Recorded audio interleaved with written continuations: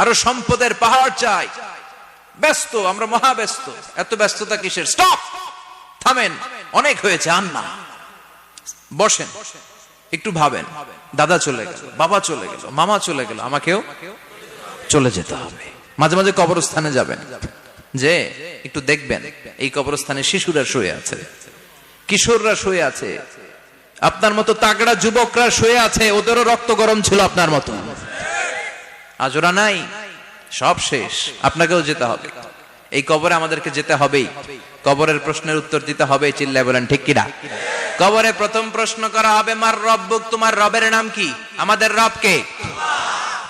ওমা দীনুক, তোমার ধর্মের নাম কি? আমাদের ধর্মের নাম কি? বিশ্বনবীর চেহারা দেখিয়ে বলা হবে, এই লোকটাকে তুমি চিনো কিনা? চিনি না আমরা?